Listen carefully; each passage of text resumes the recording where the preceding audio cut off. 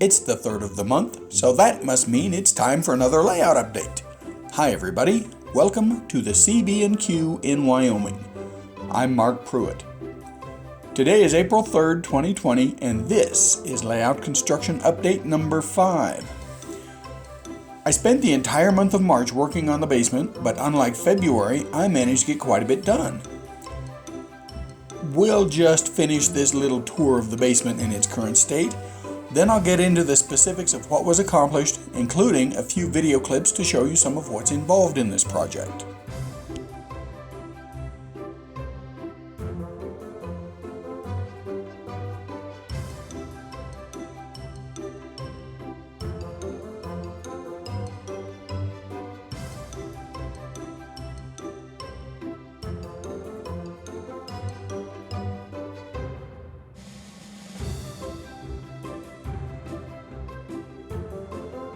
Sorry about the long clip. In early March, I was busy putting down more subfloor. In a few minutes, you'll see a clip of just what's involved in doing that. The next day, I put up the small stud wall on the left side of this shot. Then it was back to subfloor over near the furnace. The sheet in the middle of this photo covered a square hole in the floor that's about 6 inches on a side. I've no idea what the hole was for, but I was sure I was going to step in it and break my ankle before I got it covered. Then it was back to work on the long stud wall again. Here I've installed several sheets of rigid pink insulation board. I'm using L girders and layout legs to brace the foam until the adhesive dries. A couple of days later, the 10-foot long section of stud wall went up. Here my wife Juing is screwing the bottom plate to the floor. As you can see, we studded right across the window. The studs will be cut and the window framed later. And here I am attaching the top plate to the upper wall supports. Sorry about the dark photos here and there. The light coming in from the windows overpowers the artificial light in the room. By March 16th, the insulation went up for the 3rd section of the long stud wall. That section was completed a couple of days later.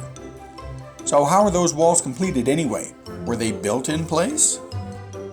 Don't you just hate it when somebody asks a question they're about to answer? And that answer is, no, they were built on the floor and raised into position. This 3rd section of the long wall was complex, since the top plate had to be cut in a couple of places to clear a supporting beam and a heat duct. A 2x4 has been clamped across the studs to hold the upper parts of the wall together for the lift. Let's see just how this wall, and all the walls, are raised into position. Here my wife and I are lifting the wall from the floor.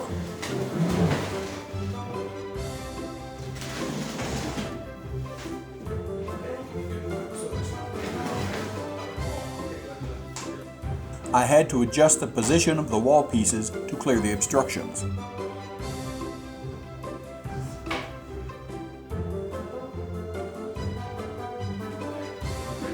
We continue lifting, kind of working our way around the section to find a position that allows us to horse the wall closer to its final location.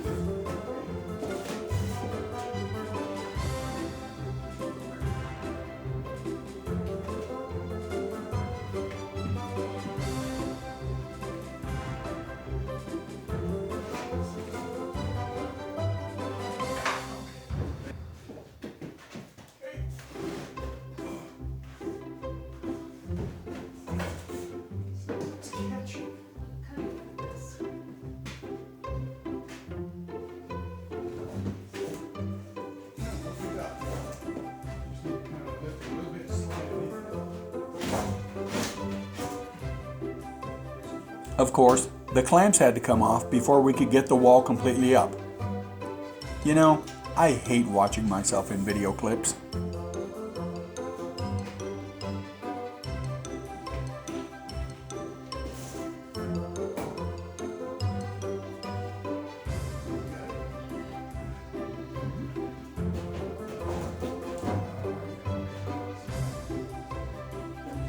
And then I used a small sledgehammer on the bottom plate to persuade the wall into a full vertical position.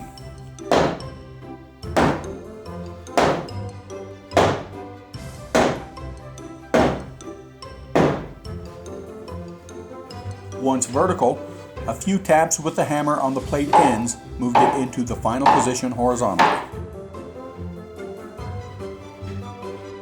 3 days later, the final section of the long wall was installed. Here's the completed stud wall except for framing of the windows. And speaking of framing the windows, here's Jewing driving nails as we framed the window on the right in the prior photo. Here it is all framed out. After this first one, we realized it would be easier to use Torx head screws rather than nails for this part of the framing. Driving those upside down nails was especially tiring. Let's take a short trip back to the subfloors. Here's a video of how they're attached to the cement floor.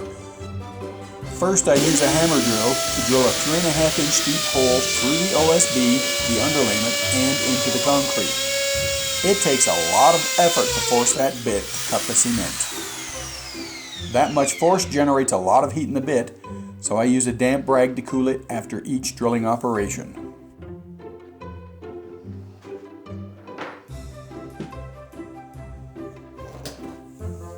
Next, I vacuum up the little volcano-shaped pile of cement dust at the hole. Then I countersink the hole into the OSB. Using a countersink bit would make this a bit simpler, but what can I say? I'm cheap. And this works just fine.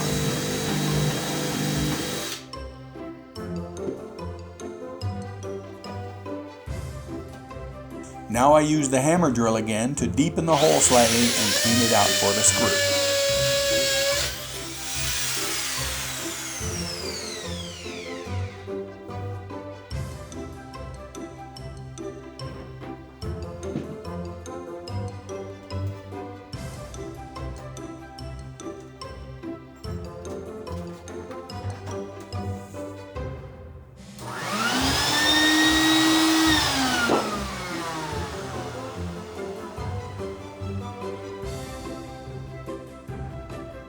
Finally, it's time to put in the screw.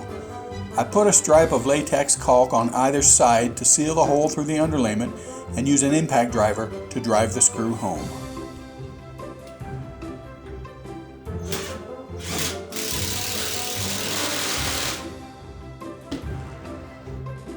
By March 29th, the 12-foot stud wall at the end was built and installed.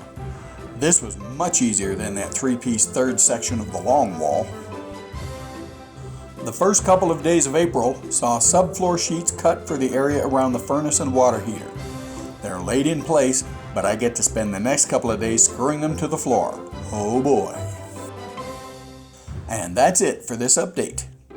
I'll need about 3 more sheets of OSB to complete the subfloor in the train room. I have enough insulation board and 2x4s to finish most of the remaining stud walls. I'll work until I'm out of materials, but since I'm in the higher risk category for COVID-19, I may hold off on going to Menards or Home Depot for the next few weeks. While Wyoming hasn't been hit badly by the virus yet, cases are beginning to add up. I may risk one more trip to Menards, or I might just stay home and start on some preliminary layout work. You'll find out which next month. And with that, thanks for watching everyone. I'll see you next month.